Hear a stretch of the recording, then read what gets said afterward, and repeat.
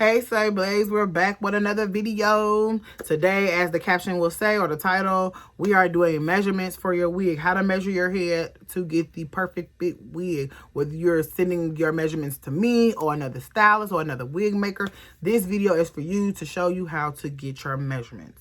So, first things first, the biggest thing before we even pull out a measuring tape, have your hair how it's going to be under the wig. Like, don't send measurements and your hair kind of all crazy or in braids or wherever it is in a puff, and then get your hair braided and get your wig and be like, oh, it's too big. Well, that's the measurements you see, and we're going to make it accordingly. So the biggest thing is to have your hair as flat as possible, or, you know, get a couple braids. Y'all see, I only got 1, 2, crazy ass, gotta count them. But it looks like 6 braids. I didn't do them, so, but that's one of the biggest things, is to have your measurements according to the hairstyle you're going to have under your wig. So without ado, now I have, you know, a measurement thing. This is what I usually send my clients to get their measurements. So the first one is going to be the circumference. That's all around your head, circle. You're going to go and make sure you're under the ear, over the ear, and be at your hairline when you make this number. I got a big head. Don't talk about me, y'all. Okay, I got a big head. But I'm a 23 and a half probably. But I usually make mine with a 23, but I got a huge head. So as you can see that number, 23 and a half. Bam, where it's silver at, not where you see where the silver stop. That's where it's at, 23 and a half.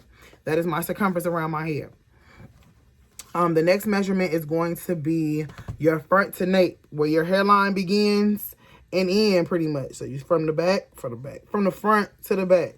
Now you can just feel where your hairline stop. I'm trying to keep this in the middle. And it's right about there. My number is a 13 and a half, front to back.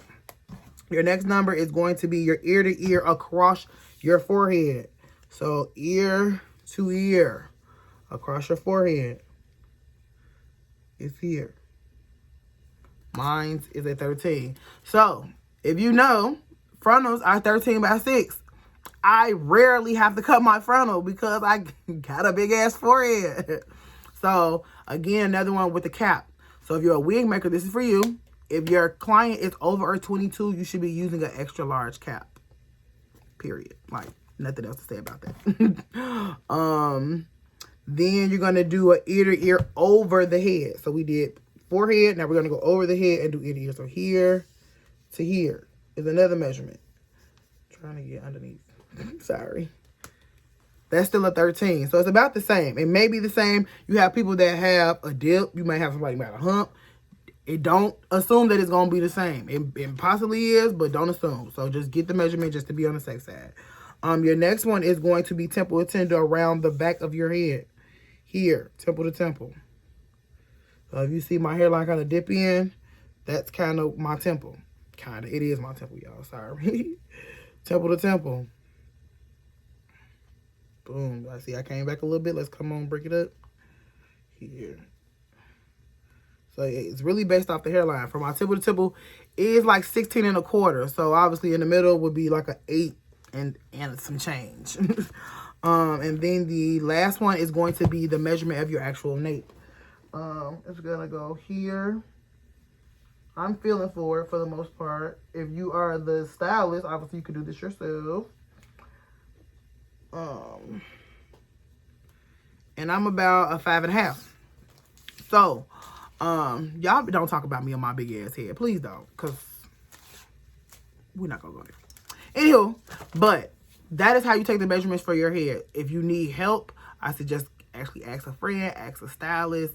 Like me, I have because they think they're gonna have a hard time with it. I have them come into the shop and I do their measurements for them to make sure they're correctly. But I'm hoping this video will kind of assist with people not having to go all the way to their stylist to get their measurements done, you know, and you know, whatever. Just save a trip, save some gas money, save some time. So you go ahead, shoot the measurements over to your stylist or to me, and get y'all custom wigs made. So I do have a couple of videos. I will have some more videos on making wigs. I do have a closure video that did pretty good. I do appreciate you guys for watching all my videos. I'm promising 2020 we're going to give more content. And if you have anything that you would like for me to research, do a video on, do a review on, leave it down in the comments, like and subscribe. Until next time, slave babes, see ya.